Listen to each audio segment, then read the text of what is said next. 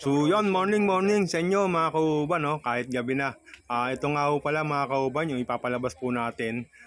Huling gabi po ng pag-alamay sa aking ama na namatay po no October 8 mga kauban. At pagpasensyahan nyo na po, medyo late upload lang po ito mga kauban. Medyan, makikita rito, umuulan pa ho rito. Makikita naman po rito mga kauban yung mga nakipaglamay. Marami naman pong tao na sa huling gabi, lalo na sa huling gabi mga kauban. Pati yung mga taga-kabilang baryo na dati po namin tinitirahan sa Barangay Wawa. Nagpuntahan po sila rito para makipagsimpatya, makiramay sa aming pagdadalamhati sa aking namayapang ama mga kauban, sa pamilya. Dito makikita rito, naka-strap yan si Kuya. Yon, marami pong tao rito, may mga kamag-anak po kami, galing po ng Malolos, galing po ng Santa Maria, galing po ng Tabang, kung saan pa po. Maraming salamat po sa pagdating po dito sa lamay na aking ama mga kauban. Sa mga kauban dyan, no, matatanda na rin, kaya kauban. Yon, mayroon pa akong kami rito na manganganta. Rito may kumakanta po rito si Aris, sasawa po ng pamangkin ko. Yon, tsaka yung mga nakaitim na nakaupo na yung mga kauban, mga singer po yan. Kinuha po ng kapatid ko para kumanta rito sa huling lamay ng aking ama mga kauban. Ito ay nakasumputing sombrero, si Tutoy mga kauban, pamangkin ko. Yon, ito bali kamag-anak namin na Hernandez ng taga Santol, yung kumakanta na yun. Dito nga po kinabukasan, makikita rito mga kauban. Ito po yung lamay ng aking ama na hindi ko pang naipakita kanina, no? Siya po yung nakakremate pero pinaglamayan po namin din mga siguro 4 na araw.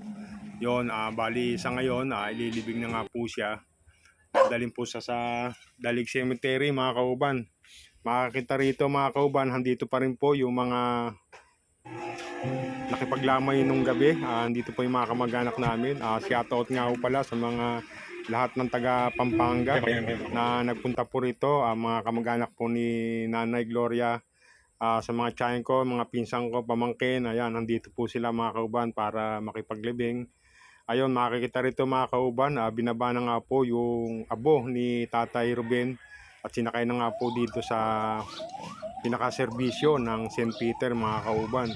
Nandito pa po kami sa loob ng Santa Cruz, medyo ginagawa po yung karsada kaya na traffic. Ito nga po, kuha po ito sa pagbaba ng tulay sa may Burol 2nd going to Dalig mga kauban. Ito, lumapit po si ate, kamag-anak po namin.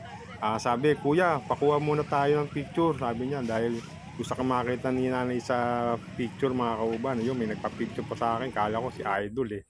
Yun, ito na nga po, dumadaan na po yung pinaka-serbisyo ng St. Peter. Dadala po yung abo ni tatay mga kauban.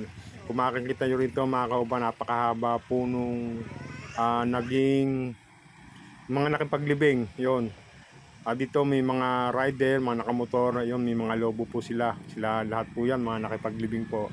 Andito na po kami sa harapan ng sementeryo ng Dalig mga kauban. Dito shoutout din po, salamat din po dito sa may dala ng patrol ng homeowner sa may Santa Cruz. Shoutout sa inyo. Dito pumasok na nga po yung karo sa loob ng sementeryo mga kauban. Makikita rito mga kauban, ito nagtitipon-tipon yung mga nakipaglibing. Andun po sila sa may balak side na yun, dahil malilim po ron mga kauban. Siyempre kami po yung mga anak, andito po kami sa harapan ng nicho ni tatay mga kauban. Napakarami pong tao rito mga kauban.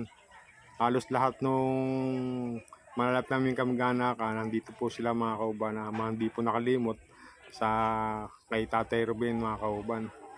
Siya nga pala, ang tatay ko, isa rin pong magsasaka.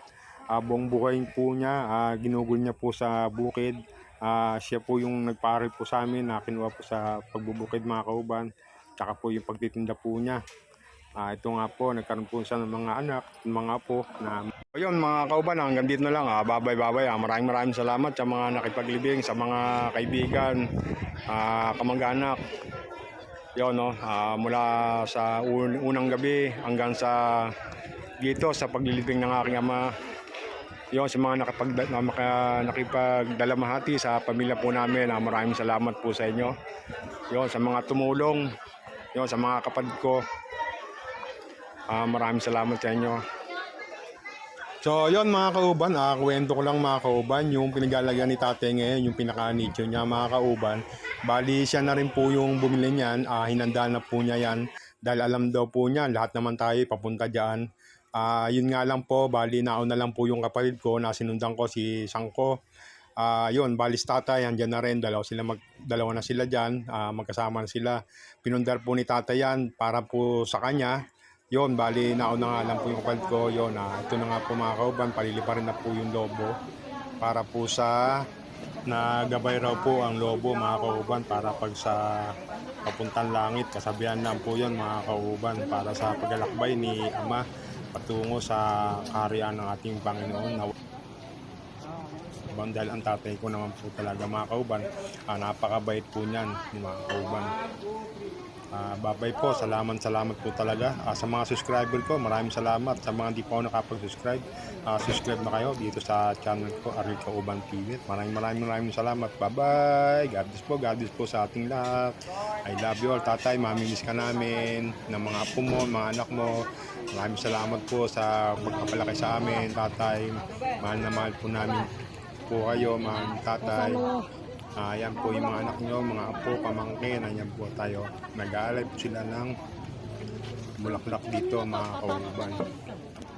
Hindi nyo kabisado.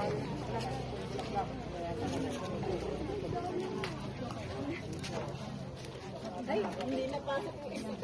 Sige mo dun. Tabiin sila.